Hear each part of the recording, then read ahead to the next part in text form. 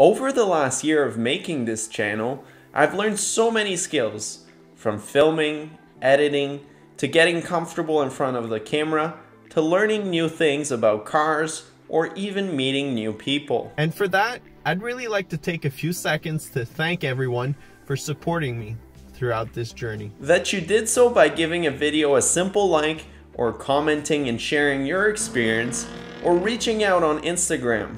I would like to thank you all. One of the experiences that really stands out for me is really learning more about how fast cars, or even throwing more power at a car, doesn't necessarily make a better driving experience for a vehicle. And that's what made me get rid of my F30, because even though it was a fast car, I don't think the driving experience was on par. Which brings me to the car I currently have, this Mazda 3. I can't even express how much I love driving this car.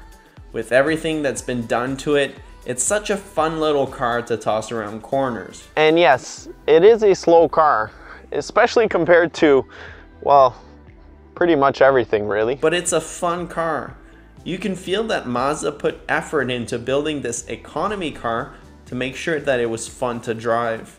You can feel that Miata type feeling when driving it. But it's not without its flaws. It is a 10-year-old car, so it does have quite a few dings around the car. The car actually has some hail damage, so there's dings throughout the roof and the hood. On top of that, when I first got the vehicle, I was reinstalling the side skirt to reinforce it, and I realized that the front fender was actually replaced, even though this is a clean title vehicle, so there's no accident reported, but there's actually, it wasn't some type of a fender bender or something happened with the vehicle that wasn't disclosed. So there's a few things around this car that it's not perfect, and one of its biggest setback, at least for me personally, is that it's an automatic transmission. The transmission is still pretty good.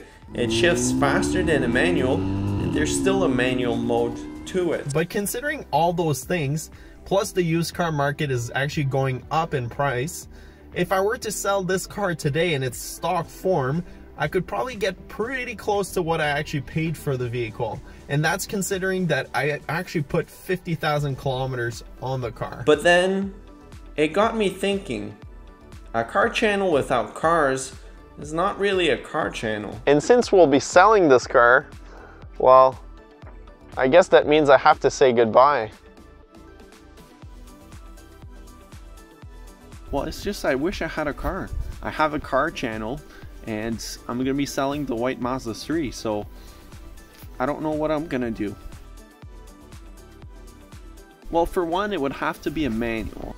And, you know, I would love to own a blue car. I never actually owned a blue car yet. It's my favorite color, you know.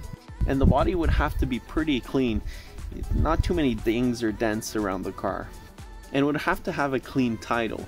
No accidents, so you know the history of the car, and to make sure it's a solid car. Oh, and to top up everything, I would have to get it for like a really good deal, so under the price of like what the market is going for that car. Where are you going?